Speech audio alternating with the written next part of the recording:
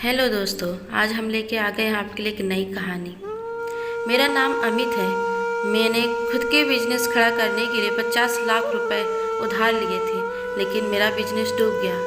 लेकिन कुछ ही दिनों बाद मेरे दोस्त ने अपने रुपए मांगने लगे। मेरे पास देने के लिए एक भी रुपए नहीं थे। तो मेरे दोस्त ने मुझे दिया था। उस कर्ज के बदले मेरी बीवी के साथ एक रात सोना चाहता था। मैंने अपनी बीवी को किसी तरह एक रात के लिए मना लिया। फिर मैं उसी के बराबर वाले कमरे में छुप गया। जैसे ही कुछ देर बाद मैंने उस कमरे में झांक कर देखा, जब मेरे दोस्त ने मेरी बीवी को पकड़ा तो मेरे माथे पर पसीना छूट गया। लेकिन आगे का मंजर तो उससे देखकर मेरे होश उड़ गए। उसने अपने साथ एक मर्द के लिए सबसे मुश्किल क्या काम होता है? अपनी बीवी का सौदा करना, और वह भी सौदा मैं कर चुका था। आज मेरी बीवी लाल रंग के ड्रेस में बेहद खूबसूरत लग रही थी, लेकिन मुझे बहुत बुरा लग रहा था। लेकिन यह सारा श्रृंगार मेरे लिए ही नहीं, बल्कि किसी और के लिए था। इज्जत मैंने ही अपनी बीवी को दे दी थी। मैंने उसके हुस्न पर एक नज़र डाली और अपनी आंखें झुका ली। मेरा दिल जानता था कि मेरे लिए यह सब कुछ कितना मुश्किल है। बाहर मेरे दोस्त की गाड़ी खड़ी थी और ड्राइवर मेरी बीवी को अपने आने का इंतज़ार में था, ताकि वह उसे होटल के कमरे तक पहुंचा सके। आज की रात मुझे पर किसी क़यामत की तरह टूटने लगी। लेकिन सुबह का सूरज मुझे सारे कर्ज से आज़ादी दिला सकता था। मेरी बेचैनी बहुत ज़्यादा बढ़ गई थी। मेरी आंखों के सामने बस मेरी बीवी का ही चेहरा नज़र आ रहा था। मुझे मेरे दोस्त की शरारत भरी हंसी सुनाई दे रही थी। मेरा दिल इस कदर बेचैन हुआ कि मैं उठकर खड़ा हो गया। फिर मैंने ड्राइवर को फ़ोन किया और होटल का पता लिया और सीधा होटल चला गया। मैंने होटल वाले से कहा कि मुझे अपने दोस्त के बराबर वाला रूम चाहिए। रूम खाली थी, इसलिए मुझे रूम मिलने में कोई परेशानी नहीं हुई। दोनों रूम के एक ही गैलरी में थे, बस एक दीवार का फ़र्क था।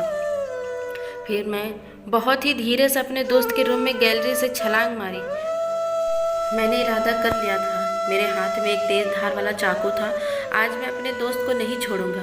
पैसे के लिए उसने मुझे इतना मजबूर कर दिया कि मैं अपने ही पत्नी का सौदा करना पड़ा। मेरा दिल इस बात की इजाज़त नहीं दे रहा था कि मैं अपनी पत्नी के साथ कुछ भी गलत होने दूँ। इसलिए तो मैं उसे बचाने के लिए रूम तक पहुंच गया। अब मैंने सोच लिया था, मेरा चाहे जो अंजाम हो, लेकिन मैं अपनी पत्नी को बचा लूँगा। फिर मैं गैलरी के शीशे से आगे से पर्दा हटाकर जो मंजर मैंने देखा, उसे देखकर मेरे पैरों तले ज़मीन खिसक गई। मेरे हाथ से चाकू ज़मीन पे गिर गया।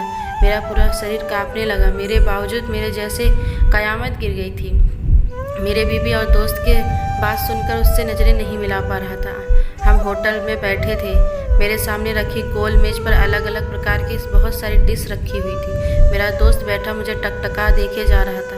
कहने लगा, सोच ले, तुम्हारे साथ कोई ज़बरदस्ती नहीं। अगर तुम्हें वक्त लेना है तो ले सकते हो, लेकिन आज रात का ही वक्त है। वह मेरी पत्नी के बारे में ना जाने क्या कह रहा था। उसके लिए बोलना आसान था, लेकिन मेरे लिए सुनना मुश्किल था। इसलिए मैं वहाँ से उठ खड़ा हुआ और घर आ गया। रात का 1 बज चुका था। मैंने रितु को दरवाज़ा खोलने के लिए आवाज़ दी। रितु ने फ़ौरन ही दरवाज़ा खोल दिया। मुझे देखकर कहने लगी, आप कहाँ थे? आपको पता है मुझे कितनी घबराहट हो रही थी। मैं उसे क्या बताता कि मैं कहाँ पर था। मैं अपने कमरे में जाने लगा, तभी रितु ने कहा, आपने बताया नहीं किस काम से गए थे। तब मैंने उससे कहा, मेरे सर में बहुत दर्द है, आराम करना चाहता हूँ, और कमरे में चला गया। मेरे कमरे में जाने के बाद रितु भी कमरे में आ गई। आकर मुझसे पूछने लगी, आपने दोस्त से मिलने गए थे, किसी काम के लिए काम हुआ नहीं? तब मैंने सारा सर ना ही में हिला दिया। तब मैंने रितु को कहा, हाथ थामते उसे बताया कि मेरे दोस्त कल अपने सारे पैसे मांग रहा है।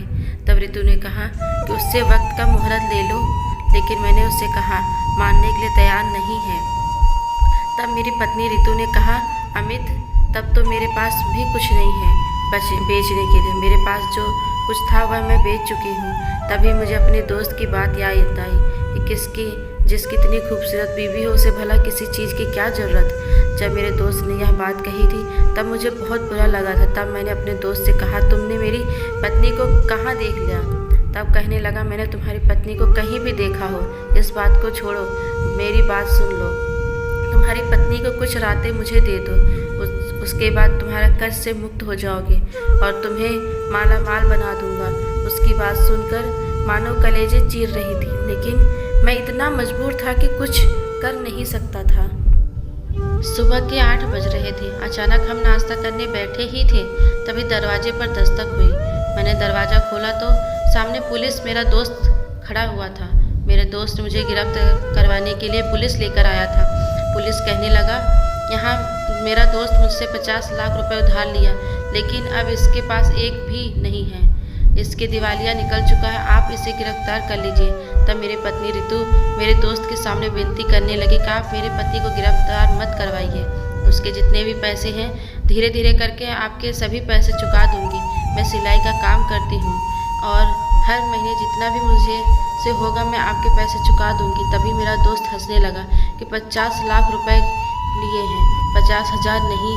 फिर मेरा दोस्त कहने लगा, मैंने तुम्हारे पति को पैसे चुकाने का दूसरा आसान रास्ता बताया था, लेकिन तुम्हारा पति मेरे यह शर्त मानने के लिए तैयार ही नहीं है। रितु मुझसे कहने लगी, आप अपने दोस्त को शर्त मान क्यों नहीं लेते? रितु से कहा, मैं वह शर्त नहीं मान सकता। रितु मुझे माफ़ कर दे, मुझे जेल जाना मंजूर है, लेकिन वह शर्त मानना हरगिज मंजूर नहीं। शख्स लहबे में रितु को अंदर जाने के लिए कहा, लेकिन शायद रितु से मेरी गिरफ्तारी बर्दाश्त नहीं हो रही थी। वह मेरे दोस्त से कहने लगे, आप फिक्र मत कीजिए, मैं अमित को आपकी शर्त मानने के लिए मना लूँगी। आप कृपा करके इन्हें जेल मत भेजिए। फिर मेरे दोस्त ने पुलिस को इशारा किया, पुलिस चली गई। मेरा दोस्त हमारे घर के अंदर आ गया और हम दोनों भी अंदर चले गए। वह मेरी पत्नी रितु से कहने लगा, मैंने तो इसे पहले ही कहा था बीच का रास्ता अपना लो, लेकिन यह तैयार ही नहीं था। वह क्या है ना, पैसे के मामले में बहुत बड़ा कमीना हूँ। तभी मेरा दोस्त कहने लगा, अगर आप अपने पति का कर्ज उतारना चाहती हो तो आपके पास सिर्फ एक रास्ता है, और तब आपके पास सिर्फ एक रास्ता है। तब दोस्त ने रितु को वह शर्त बता दी जो उसने मेरे सामने रखी थी। रितु ने वह शर्त तो सुनी तो उसकी आंखें फटी की फटी रह गई। वह फौरन कमरे में चली गई। तब मेरा दोस्त कहने लगा, अगर तुम्हारी पत्नी मना जाए तो बता देना, पुलिस ले आऊँगा। 2 घंटे हो गए थे, रितु कमरे से बाहर नहीं निकली थी। तभी कमरे में गया और रितु कहने लगी, आप अपने दोस्त की बात मान लीजिए, वैसे भी अगर आप जेल चले जाएंगे तो मैं अकेली रह जाऊंगी, और आप तो जानते हैं आपके अलावा मेरा इस दुनिया में कोई नहीं है। अगर आपकी ज़िंदगी बचाने के लिए मुझे अपनी इज्जत का सौदा करना पड़े तो मैं वह भी करने के लिए तैयार हूँ। लेकिन मेरा दोस्त दिल इस बात को मानने के लिए नहीं तैयार है। लेकिन रितु की जिद की वजह से मैंने अपने दोस्त को फ़ोन किया और उसने कहा कि आपकी शर्त मानने के लिए तैयार हूँ। तभी मेरा दोस्त ने एक ड्राइवर भेजा था और उसके हाथ एक ड्रेस भी, जिसे रितु को पहनकर जाना था, और दोस्त ने कुछ मुझसे पैसे भी एडवांस दिए थे। मेरी पत्नी एड्रेस पहनकर ड्राइवर के साथ चली गई थी, लेकिन मेरा मन नहीं मान रहा था, इसलिए मैं भी अपनी पत्नी के पीछे उस होटल तक गया। बराबर वाला कमरा ले लिया, कमरे की गैलरी में कूद गया और मैंने जब पर्दा हटाकर देखा तो बस देखता ही रह गया। मेरी पत्नी मेरे दोस्त की बाहों में हंस रही थी और मेरी पत्नी बोली, मैं समझी थी कि तुम्हें दोबारा कभी नहीं पाऊंगी, क्योंकि अमित बहुत ही खुददार किस्म का इंसान है। तभी तो मुझे समझदारी और बीवी होने का नाटक करना पड़ा ताकि मुझे पर शक ना हो। तभी मेरा दोस्त मेरी बीवी के बिखरे बालों को संवारते हुए कहने लगा, वह कितना मूर्ख है, मैंने सारा पैसा भी निकलवा लिया और तुम भी मेरे पास हो। लगता है उसका नुकसान हो गया था। हालांकि ऐसा कुछ नहीं हुआ था। मेरे दोस्त ने मेरे साथ पार्टनरशिप के लिए आया था। मेरे पास बहुत पैसा था, फैक्ट्री उसकी थी, लेकिन पैसा मैंने लगाया था। कुछ पैसा उधार लिया था। हम लोगों ने बहुत सारा कपड़ा खरीदा और फैक्ट्री में रखवाया था, लेकिन एक दिन अचानक खबर मिली कि फैक्ट्री में आग लग गई। मैं फैक्ट्री में गया तो राख के ढेर हो चुके थे, जिसे देखने के बाद सदमे में आ गया था। मुझे समझ में नहीं आ रहा था क्या करूं और मैं बेहोश होकर गिर पड़ा। तभी मेरी पत्नी रितु ने कहा, मैंने आपका इलाज अपने गहने बेचकर करवाया। इस तरह मेरे दोस्त और मेरी पत्नी मिलकर मुझे बेवकूफ़ बना रहे थे, लेकिन अब मैंने उसकी सारी बातों को वीडियो बना ली थी। किस तरह मेरे दोस्त ने पहले ही सारा माल फैक्ट्री से निकलवा लिया था और फिर खाली बॉक्स रखे हुए थे। सोच लिया था कि इन दोनों को सबक सिखा कर रहूँगा, और यह वीडियो मैंने पुलिस स्टेशन ले जाकर दिखा दी, जहाँ पर पुलिस ने मेरे दोस्त और मेरी पत्नी को गिरफ्तार कर लिया। उसके बाद मैंने अपनी पत्नी की ज़िंदगी में कभी दोबारा चेहरा नहीं देखा। किस तरह लोग आपको पागल बनाते हैं, आप सोच भी नहीं सकते। दोस्तों, अगर आपको मेरी कहानी अच्छी लगी तो प्लीज़ चैनल को सब्सक्राइब करें और घंटे को ऑल पर सेट कर दें ताकि आने वाली हर वीडियो को नोटिफिकेशन सबसे पहले आपको मिले। धन्यवाद।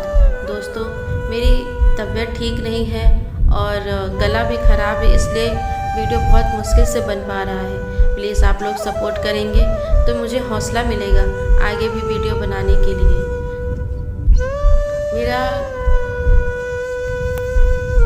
जाने तो कुछ भी नहीं बोलते हम, ठीक है। धन्यवाद। राधे राधे। मिलते हैं हम आपसे अगले वीडियो में।